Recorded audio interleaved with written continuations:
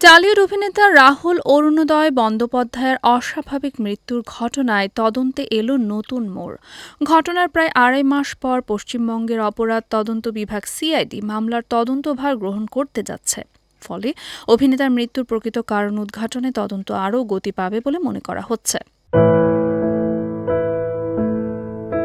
ভারতীয় গণমাধ্যমের প্রতিবেদন অনুযায়ী ১৪ জুন রাতে এক প্রশাসনিক বৈঠকের পর পশ্চিমবঙ্গের মুখ্যমন্ত্রী শুভেন্দু অধিকারী সিদ্ধান্ত নেন। এর আগে তিনি ঘটনাটির পূর্ণাঙ্গ তদন্তের আশ্বাস দিয়েছিলেন। সেই প্রতিশ্রুতির অংশ হিসেবে মামলাটি সিআইডির হাতে তুলে দেওয়ার উদ্যোগ নেওয়া হয়েছে। রাহুলের মৃত্যুর ঘটনায় ওডিশা সরকার ইতোমধ্যে একটি বিশেষ তদন্তকারী দল এসআইটি গঠন করেছে।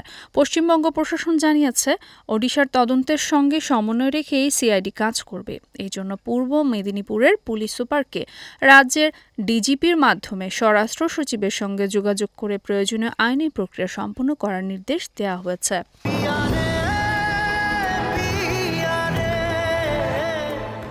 অভিনেতার মৃত্যুর পর থেকেই শুটিং সেটে শিল্পীদের নিরাপত্তা নিয়ে নানা প্রশ্ন উঠেছে। অল ইন্ডিয়ান সিনে ওয়ার্কার্স অ্যাসোসিয়েশন অভিযোগ করেছে, শুটিং চলাকালে নিরাপত্তা ব্যবস্থায় গাফিলতি ও নিয়ম লঙ্ঘনের কারণেই এই দুর্ঘটনা ঘটতে পারে। সংগঠনটি দোষীদের বিরুদ্ধে দৃষ্টান্তমূলক শাস্তির দাবি জানিয়েছেন।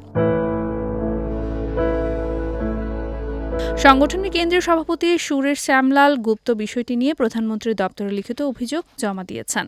এরপরই ঘটনাটির প্রতি কেন্দ্রীয় পর্যায়ে গুরুত্ব বাড়ে। শুটিং সেটে কোনো ধরনের অবহেলা ছিল কিনা তা খতিয়ে দেখছে এসআইটি। এখন সিআইডির সম্পৃক্ততায় তদন্ত নতুন মাত্রা পেল। সংশ্লিষ্টদের আশা, তদন্ত শেষে অভিনেতার মৃত্যুর প্রকৃত কারণ সামনে আসবে এবং দায়ীদের বিরুদ্ধে প্রয়োজনীয় ব্যবস্থা নেওয়া হবে।